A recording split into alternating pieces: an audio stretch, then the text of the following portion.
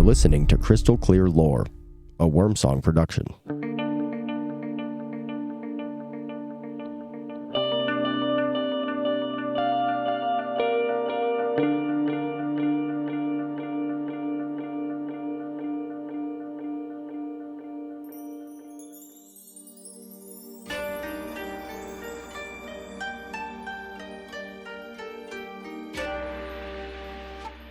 This is the tale of Pretty. Gifu City was always loud and busy, as it was the largest city in Gifu Prefecture of Japan. Usually this meant that it had a fantastic nightlife to offer as well. But as Kenji had another drink at the Star Club, he noticed that the place felt completely strange. People were dancing and drinking, yet it almost felt as if they were just all pretending to have a good time tonight. Like it was all some sort of kabuki theater instead of a nightclub. A salaryman by trade and an accountant by profession, Kenji always enjoyed the time he could sneak off to the Star Club. He was single and childless, which wasn't surprising when you factored in his 60-hour work weeks. However, he became lonely, so he usually ended up at the club after his shift. Most nights he unwound with a few drinks with co-workers or tried to find some female company for just a few hours.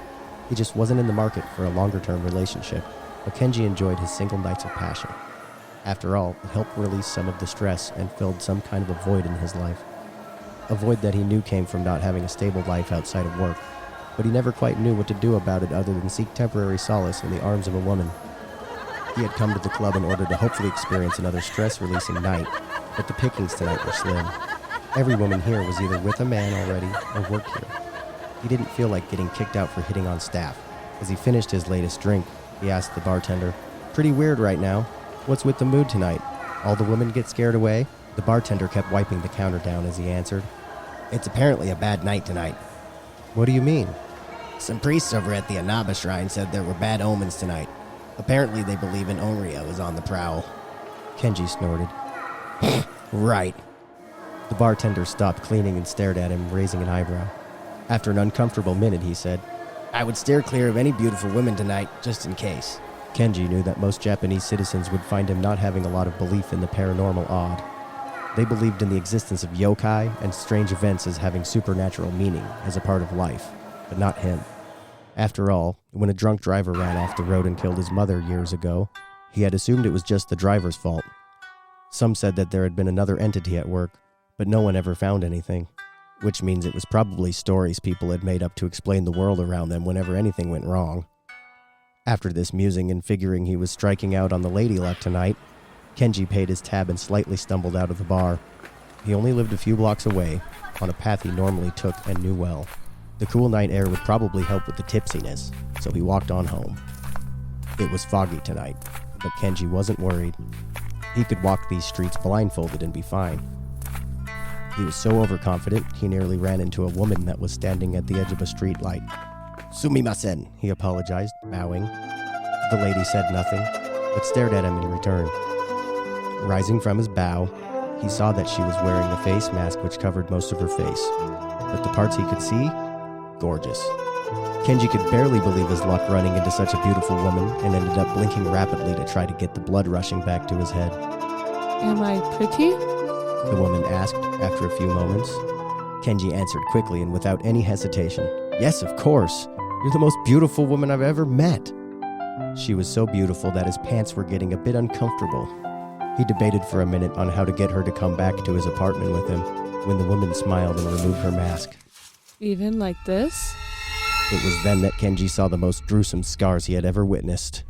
It was as if someone had taken a knife to the corner of her mouth and sliced her all the way to her ears on both sides. Kenji wondered who would have done that for about a second, when he realized that the woman was still staring at him. Compassion overriding another type of passion, he took her hands in his. Yes. And it was true. The scars were terrible, but they didn't fully mar her beauty. That could have been the alcohol talking, the exhaustion, or hell, maybe both. In that moment, however, he fully meant it. The woman smiled to reveal rows of sharp teeth. Kenji backed up immediately. "Oh, crap," he thought. Maybe the bartender was right. He turned and tried to run, but he was fully panicked. He had no idea where he was going, and he heard her right behind him. He wanted to look, but he didn't dare. He didn't want to risk slowing down at all. However, running away was no use. He had barely gotten about a quarter of a mile away when she appeared in front of him. He turned and tried to run the other way, but was quickly blocked. "Wait, stop! Why are you doing this?" he pleaded, dropping to his knees. The woman said nothing, but grabbed a pair of scissors that had been tucked in her belt, unnoticed by Kenji until now. The light from the streetlight glanced off of them right before she moved in, scissors held aloft in her hand. The last thing Kenji ever saw were the scissors opening right as she moved them towards his mouth. The next morning, one of Kenji's coworkers found him on their way to work. He was propped up against a streetlight, with his mouth cut open all the way to his ears. Spelled out in his blood next to him was just a single word. Pretty.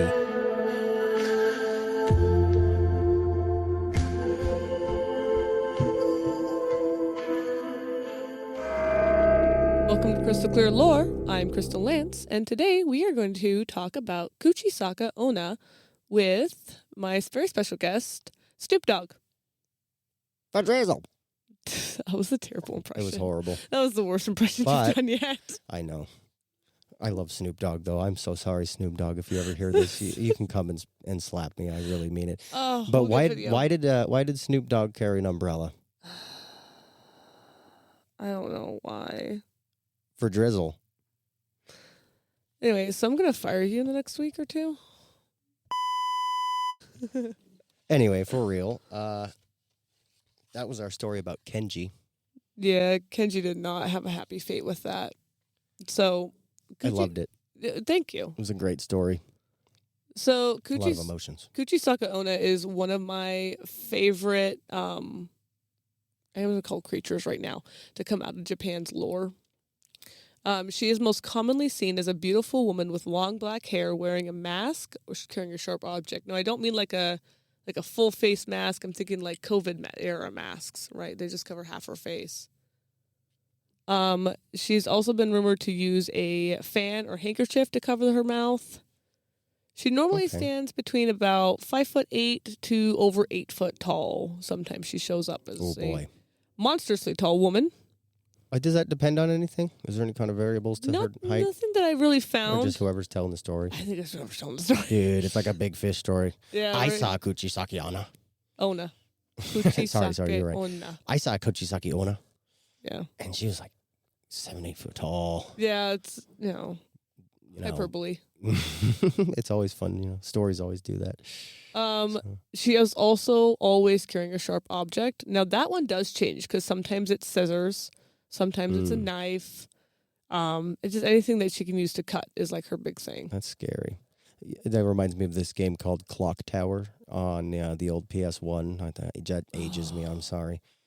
Go emulate it, folks. I don't know if anybody's going to lose any money if you do, but it's a good game. And you get chased around with a guy with a big old pair of scissors. So that's kind of what I picture. That's probably... There's a lot of stuff coming out of Japan about, like, getting chased around with scissors, so I'm not too shocked. You know what? You can all think of your Kuchisake Onna however you want. Usually you will encounter her in dimly lit streets and alleys. She tends to be pretty urban and suburban. She's not a rural creature. She hangs out in the cities where people are. So she's kind of got a couple, like a big class. Like she's kind of under the big massive umbrella in Japanese culture of yokai. Yokai is a really broad term. It covers like all supernatural creatures and spirits in Japan. Specifically Japan, though. It's a specifically Japanese term. Okay. Her subclass is what the bartender called her, which is an onryo. It's a spirit that died with such strong emotions like jealousy, rage, or hatred that they're unable to move on. They usually have the cause of death wounds in their appearance. And they only ever want one thing, which is vengeance for their death. So the Chelsea grin, essentially, in the story that she had, that was her death wound, essentially? Or just much. part of it, kind of an overall aspect of her death? Yeah, so Kuchisake Onna was her origin story. She was rumored to be the beautiful and vain wife of a samurai. While he was off at war, she was having an affair, and when he came back and discovered it, he slit her mouth from ear to ear to destroy her beauty. Oh, man. There is other versions that says it was done by her homely sister in an act of jealousy, but the samurai killing his wife feels, I don't know, the vibes are better for that one. That feels a bit more accurate. Yeah. So, I like the ear-to-ear thing. There's a metal song that reminds me of by Whitechapel called Ear to Ear. I think it's more vulgar than that. We won't get into the real Black title. Dahlia murder, but possibly, yeah. Highly likely to be. Yeah. For being death metal, obviously. The other thing is so Onryo is her class, and that is also like a subclass that would include Samara from The Ring. Oh yeah. Pretty much a lot of them are these spirits of women that have like this long black hair. I'm sure I will be talking about more, including the Rokubi, and there's a lot. So I'm sure we'll be talking about more as the podcast goes on. Yeah. However, I found it really interesting when I was doing research. I discovered that the term Onryo, the first written text having it was the Gukangsho, which means jottings of a fool. It's a 7-volume. I've got a lot of those. If you want to buy my 7-volume collection. Yeah, it was a 7-volume collection of Japan. It was written by the Buddhist priest Jien in the early 13th century. Oh wow! So according to him, Onryo were only as powerful as the reason for appearing. So a woman dying because she was discovered having an affair might have a stronger reason than a woman that had been killed in an accident, right? Right. So it's kind of like a big energy thing, or yeah. How angry is goes she? into it. How much emotion was there when she died? I like that. It's kind of deep. Does also say that. So one of the interesting things with her is if she was just here for vengeance on her husband or her sister, depending on the version, she would have been long gone by now. And priest Jien actually does reference that in the Gukangsho. Oh. Apparently, before the 8th century, Onryo were only known to inflict calamity on those it was specifically directed to. So only those that had done them wrong or killed them were victims of the Onryo's curse. Okay. It's almost like a justice woven in. Yeah. It's always fun, right? Yep. And scary justice, though. And, that's kind of cool because... I'm sorry. We're gonna hear about a lot of these where there's just kind of more of just like it's just murderous or it's just whatever. Mm-hmm. But this one kind of has like a deeper purpose, meaning, everything to it. You know what I mean? Yeah, that's true. Because you said it was kind of a yokai, right? Yeah, it's a yokai. It's a yokai, and that's kind of almost. Those are almost like it's hard to say religious, but that's kind of a thing in their spirituality, isn't it? Yeah, so Japan's a really unique culture in that I did bring this up during the story. A lot of them have full beliefs in the yokai, and it's just a part of life to them that, obviously if you don't leave, like, if you encounter a kappa, you need to leave a cucumber out. Yeah. Or, you need to be careful about following lights into the woods or things like that. Like, it's just a normal part of their life. Just like here where we live in the Pacific Northwest, we're taught how to avoid moose and bears. Theirs was like, this is how to avoid, angering the spirits. Well, it's kind of cool because obviously to avoid a bear or a moose, there are certain behaviors like A, don't go in the woods. Yeah. B, if you're going to go in the woods, blah blah blah, go on forever. This isn't a survival guide. But with the yokai, it's kind of the same thing. It's like behavior manipulation allegories, So like we have that with Christianity is very big in the Western cultures, and then there's a lot of other Buddhism and other things like that. But there's always these allegories for like here's how to avoid certain like bad feeling scenarios, whatever. By here's how you do your behavior, and so that's kind of like in a way maybe not their whole version, but a kind of version or tie-in over there. I don't understand. Obviously, I'm an American, so I'm not exactly well versed in Japanese culture. So it's just very interesting to start tying it together and kind of relating it to other ways of life. Right.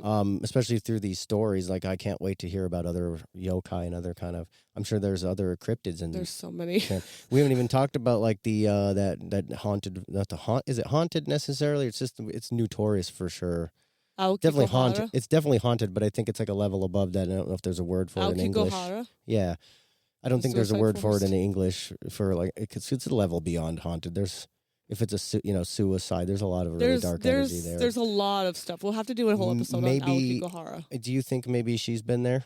been seen there or anything like that? I mean, you come know, on, if wouldn't it's a big death culture no, thing. because okay, she's not rural. No, fair. That is pretty rural. But people She's from the not. city go there to do True, their but she's thing. not interested in that. So Okay. her thing is too. So like I was saying before, I got tangentially just completely thrown into the wind again. My bad. That's okay. I just was trying to understand. There's a lot to. Japan is very vast, and a lot of things tie in and out of each other. So, so Onryo used to only attack their like one target, right? But now, and this happens a lot in Japanese culture, is it can infect you like a plague. oh, So if scary. she'll attack so she attacked Kenji, but Kenji's not the one that killed her, right? She's been dead for centuries. Yeah. At this point.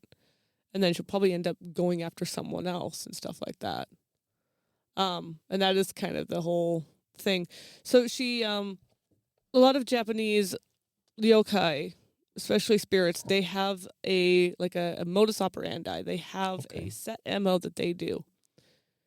So if you see her, she will ask you, watashi kirei, which means am I pretty beautiful? You can say no, and she will follow you home and still kill you in your bed. Or you can, oh boy. Or you can say yes, and she will remove her mask and ask again, "Kore demo?" Like kore demo, there demo. Yeah. Which means even like this. If you say no, if you try to run away, she'll kill you. If you say yes, she'll kill you and mutilate your face. So I don't really think there's a way out. It doesn't seem like it. It's almost like playing with you, you know? Yeah, she's also really fast. So that's something I was trying to write into, that she is claimed to be able to run 100 yards in 3 seconds. Oh, my goodness. There is no outrunning her. So you can try to run away, but you're not going to. Oh, yeah, it's like in the movies or in the animes. It's like you just see the character. Ching, ching, ching, ching. Yeah, exactly. That's exactly kind of what she is. That's kind of how I picture her. Like Enderman. Yeah. For you younger folks. Or people who have experienced vast amounts of free time. Right. Who are also adults. Sorry. The only way that I've ever found there's 2 ways you can survive her, apparently.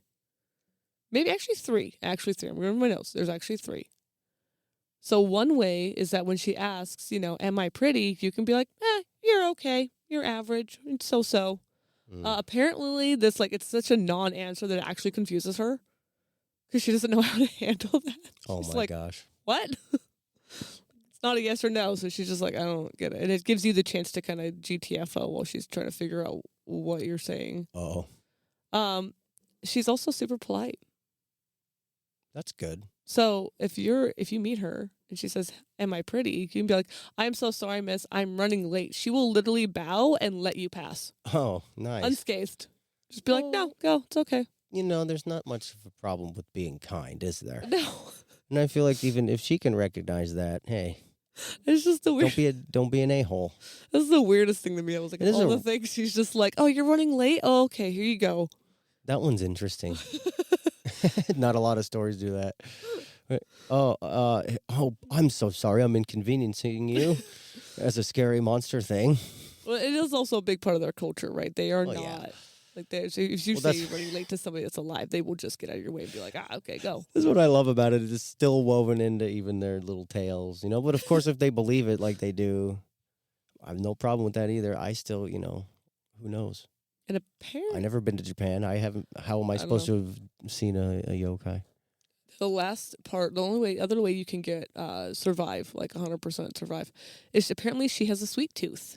Oh boy. She really likes hard candies, especially beko ame, which is like little hard candies. They're made from sugar and starch syrup, and they're traditional Japanese sweets.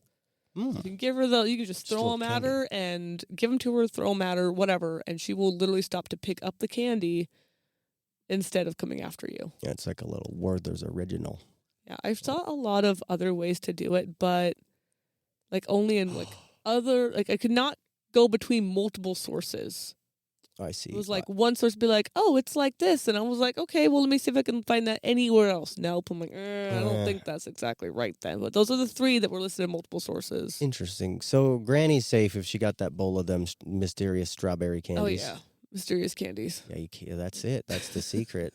That's why Granny always had them hard candies. She's just going to offer it up to the yokai. Right. Just in case. You never know. Yeah, take notes, people. Okay, so you ready for the really weird fact this week? Of course. She was in the newspaper. Oh, of course. Okay. I was expecting this because it's like, of course. So so in 1979, Japanese newspapers actually reported sightings of Kuchisake Onna. Oh. Kuchisake Onna. And it caused nationwide panic. Because of course it did. Okay. Like, this isn't just like a thing where it's like, haha, it's in here. A little reference, a little Easter egg. No, this was like a real thing. Guys. I mean, we have our version with the War of the Worlds broadcast, if that's allegedly. No, that happened. Promise. Well, yeah, that was a broadcast, but I don't know how it might have been exaggerated. No, it didn't. Some of the story I've heard, but anyway. Nope. Either way, we have our versions of that. There's actually versions of that in England I've heard about. In the UK, they had this TV show that was super scary. Or was it that or a radio show? I'm sorry, I'm not an expert here. It's just something I heard, but yeah, go on. So, apparently, it was first reported in Gifu Nichi Shinbun, which is a newspaper in the Gifu prefecture, which is why I put the story there, because apparently that's where she showed up first. Then it was re-reported in Shukan Asahi, which is a national weekly newspaper magazine, and then Shukan Shincho, which is another weekly news magazine. Those are the three sources I was able to pull from to find that. Nice. Did you look at if these were tabloids? So I would say the weekly news magazines of Shukan Asahi and Shukan Shincho might be closer to what we would call tabloids. But Gifu Nichi Shinbun didn't seem like that. It seemed like an actual, county, what we would call a county, like a prefecture-wide, newspaper. Interesting. Any scans of this by chance, or was it just the transcription? There was some you could find. They didn't hold up great. I couldn't read all of them. Interesting. I was just wondering if maybe we should throw some of these on the social media for you to feast your eyes on for your own, guys. If I can find more pictures of them that aren't in just terrible condition, I 100% will. Cool. So yeah, get on our Instagram. You know how. Let's see. So interestingly, when I first heard about Kuchisake Onna, I always assumed she targeted men. Maybe women once in a while, but men always seemed like her target. Oh. Apparently, in these newspaper stories, she was targeting kids and chasing them in the dark. No. So. Oh, can you imagine? Okay, let's nationwide, pretend. You have children fearing for their safety as they're having to walk home from school alone. Let's pretend for a minute this is real. And for all we know, it's in the newspaper. It is. It might be real. So, man, yeah, I'm just picturing our kids just walking home, la-di-da, having a good old time, thinking about the day, thinking about what they're going to do when they kick their shoes off, do a little, in Japan, I guess, some chores and some homework or whatever, and, you do your thing. And then, just out of the blue, a terrifying monster is just chasing you. You don't know what's going on. You're just like, oh, my God. I'm just picturing this all in my head. It's real. And I would be absolutely terrified. Who wouldn't, honestly? Seriously. You'd have to be crazy. But some kids, huh? Yeah, kids. They were chasing them in the dark. And they run home and tell their parents? Yeah, and the parents called the police, and it literally got reported in the papers, and it just stirred up a whole nationwide panic. Oh, my God. Because remember, this feels real. Didn't any of the parents witness any of this? Or Not that I could find. It seems like the kids were witnessing it. Now, okay, so interesting. Okay. The sightings ended shortly after a woman was found with similar facial scars. Oh. She got hit by a car. What? And then the story stopped. So do you think there was one of them meetings in a room, and they were like, guys, we can't print any more of these. It's causing some deaths. Now, I don't know if she was chasing. There wasn't a lot of conclusion drawn, and that might just be because of the way that the Japanese media is structured. Oh. Especially back in the 70s and 80s. But I just have a vivid imagination. She was a real woman with facial scarring that was chasing kids. Yeah. The kids saw her. She wasn't chasing them, but saw her enough that they thought she was Kuchisake Onna, and okay, I have one more. Said that she was chasing him because kids, kid brain. One more hypothesis then. Okay. So today, one of my coworkers gave me this taffy. It looked like any other taffy, and I ate it, and it was really, really spicy. And nice. And their cosplay is a very big thing in Japan. I don't know if it was that big in the 70s. Maybe not. I might be connecting completely wrong dots, but I'm just saying, maybe someone did a really good cosplay, and then they're like, you know what, I gotta go scare some children. Because my first thought after eating that taffy was, oh, we should throw these out at the parade or at Halloween or et cetera, put them in a bag of real taffy as a roulette. That's messed So up. maybe someone did a really good cosplay, and they're like, they just couldn't help it. It's human nature. And they're like, I gotta go scare these kids walking by every fucking day. I don't know. I don't know which one it is. Because she could have just scared him a little bit, or, who knows? I'm probably not correct. It's just fun to think about. That's totally fair. I have a vivid imagination. I got to throw you a curveball here and there. Well, now here's the other thing is there were more sightings. Oh? After she was found, but it was like 20 years later. In 2000, they saw her again. Here it comes during back. Foggy Nights. It's the sequel. Yeah, for Foggy Nights in the city, they were fun. Kids were seeing her again. Yeah. Sadly, okay, we're not sponsored by NordVPN or anything yet, but we should get that and do Watch this episode get sponsored by NordVPN. Oh, that'd be hilarious. I'll have to go back and edit it. Don't worry. But my point is, I got to get the thing where it changes my region to Japan and see if there's any movies about. So there are movies. Sure there is a lot. Any Western ones that have been regionally? Yeah, it's actually called a Slit-Mouthed Woman. So Kuchisake Onna means Slit-Mouthed Woman in Japanese. Yes. So you can find, the Slit-Mouthed Woman. Just have a feeling I shouldn't Google it with that wording. Yeah, definitely make sure you're putting Slit-Mouthed Woman in. It's I would say it's creepy. I kind of want to watch it now. I'm just curious because I've never seen any media portraying it that I know of. Maybe there were some derivatives that I'm not even aware of yet, but I would say it looks like it was you were saying it was like The Ring, kind of like those kind of things. Yeah. It's let's see. There's Carved, which is a Slit-Mouthed Woman in 2007. Then Carved 2, the Scissors they're focusing Massacre too much on the whole in 2008. Now the one that I know of is Slit-Mouthed Woman from 2008. It's a low budget movie. Those are the best. Is that on what is that streaming platform for the horror movies? We'll have to figure out where Stabbed or Slashed or whatever. What is that platform? Oh wait, don't say it because I want to get a sponsor.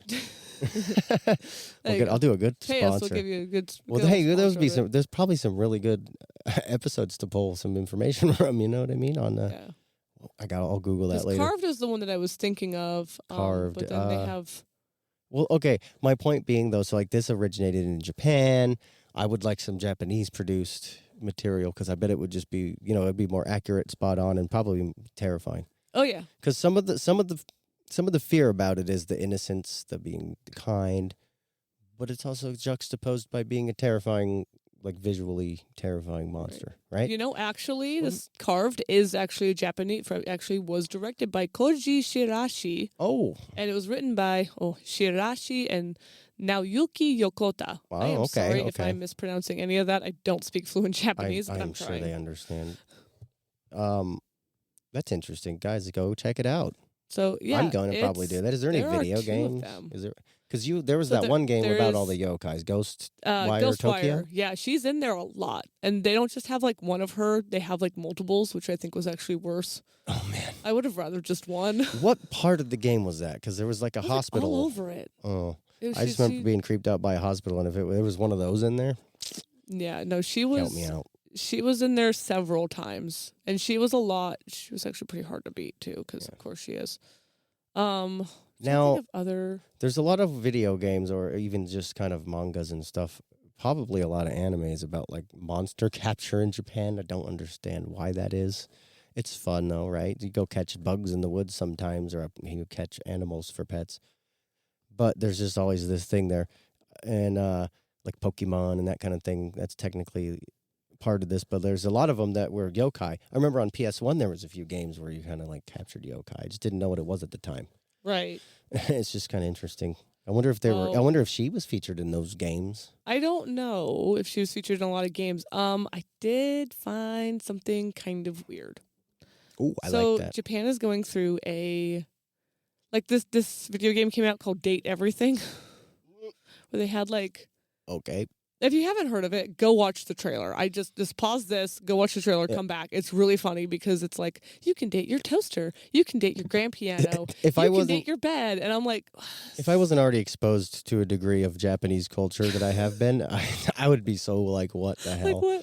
I've watched a lot of anime. I've been exposed to Japanese culture. I've researched a lot of Japanese culture because I got curious and fell down a few rabbit holes. It still made me go, why Japan? Yeah, there's a limit. But I'm bringing that up because there is this manga that is out, and it's called Even If You Slip My Mouth. And it is about a high schooler engaged to Kuchisake Onna. Oh, God. Okay. And I'm like, no. This is a dating sim as well, I'm sure, if you go on Steam. And the problem is the artwork's really cute, so I kind of want to read it. Oh, God. I can't wait till we have a video podcast someday. We were showing this stuff. Oh, it's you cute. guys. We'll post it on Wyrmsong's Instagram and stuff and make sure. Yeah, we'll try to keep you guys included the best we can on that with visual stuff because, it always helps to have a bit of a visual aspect. And there's apparently from what I'm gleaning from the covers, there looks like there's going to be a love triangle in it. So I'm like, what? Oh, boy. What is happening? Typical story, it's got to get a bit intense. Yep. Just like the story you read. Or I read, I'm sorry, the story you wrote and I read. There you go. Which I loved. I really loved your story. It kind of it kept everything condensed and had all the details pertinent. It was entertaining and it kind of was creepy. It was really creepy because, you're just walking, you're just doing your thing or you just anything.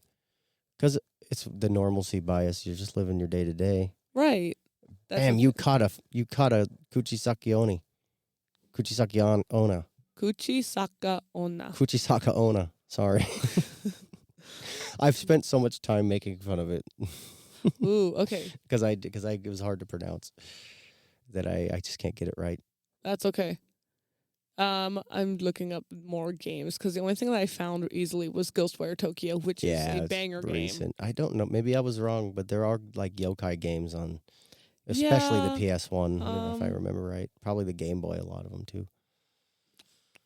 I'm aging myself so there's bad probably some right now, there's guys. some indie horror. Well, anyway. But nothing big. There's definitely... I think Ghostwire was the big one because that was, she was in there. She had to be in there. She's a very prominent yokai. She is. She might be closer to a spirit than a proper yokai. Yeah, that's true. But I'm gonna lump them together because it's every time I researched it, it was like some do, some don't, and I'm just like, well, that doesn't help. At the very least, there's probably an SCP about her. Probably, actually. It would not surprise me because it's SCP. Well, it's like Rule 34, Amendment 17 or something of the internet. There actually is. She is SCP-6979. Yep. If it exists, there's erotic art of it. There's a dubstep remix of it. And now I know that there's also that. So according to the SCP article, she wears a surgical mask covering its mouth, and she actually carries an umbrella. Ooh. Which is different. I like that version, actually, because it's kind of got to get off your guard a little bit and gets you off your guard. Yeah, no matter what the weather is, she has her umbrella, which is very, very different. Okay, now if it was sunny out and she had her umbrella, then it's a bit creepier. Yeah, it doesn't matter. If it's a rainy day, she's unfortunately losing some creepiness points. Right. Because then you're just like, oh, it's just raining. But if it's closed and it's raining, about 50% more of the creepy points. Yeah. And in the SCP, they do reference the 1979 attacks. So yeah, that's so cool though that there was some real newspaper stories. There's some real newspaper stories, and I always love being able to find real newspaper stories and then go back and reference them because that's when you get the weirdest, cultural shock. If we were in Vegas, I would put so much money on there being so many in Appalachia. There's no way. It's too rural. You'd lose all your money, my dude. Gotta remember that. You don't think there's any newspaper article? Not from Kuchi, but from the Slit-Mouthed Woman. If you can't say Kuchisake Onna, I like to say the Slit-Mouthed Woman. You don't have to say it in Japanese. No one's gonna be mad at you that you're saying it in English. I'm gonna say Big C. So, K. and I wasn't referring to Big C. Coochie. I meant K. newspaper articles about the things we're going to cover. Oh, yeah. There's going to be tons over there. I don't know, actually. And around Nevada. I'm doing research for the next episode, and I am finding a lot of newspaper articles, but there weren't for the Tailypo. That's true, but you got to remember, guys, Tailypo's a bit of a deep cut. That's true. He's cute, though. Rougarou, I'm sure there was a couple. There wasn't anything for Rougarou? There was no newspaper articles for the Rougarou. That's actually surprising. Well, that's actually one of those, it's so infamously probably not believable. Right. There's layers and there's levels to all this. It's nebulous, and I love it. Because you could blanket it all under it's cryptids, but there's so much more to it. There's history tied in. There's you can learn a lot about the area that it originated from and why, and the people there just by hearing a story that they made, and if it's real, then God, they're haunted by it, aren't they? Yeah, that's what I love about this, and I hope you guys do too. And is there anything else? No, I actually think that's it. Unless you have any more questions about her. Because I studied her for way too long, to be honest. I kept getting really fascinated going down different rabbit holes, like, oh, well, what's this? And, oh, look at that.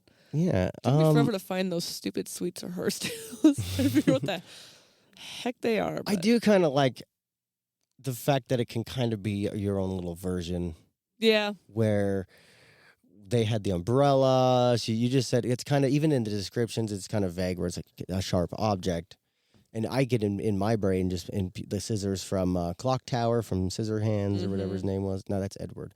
But no, I really like that. This was one of my favorites to cover. I don't have a lot of questions per se. I was just wondering if you have any other obscure little facts you might have forgot to throw in. Not that I can think of. Not without delving into other parts of Japanese culture. So maybe this was a good.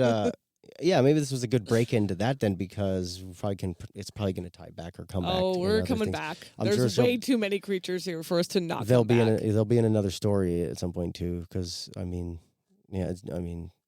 excited. So, well, then in that case, that was Kuchisake Onna. Yes, look at that. Or Saka. Saki. Oh, I'm going to kill this. Kuchisake Onna.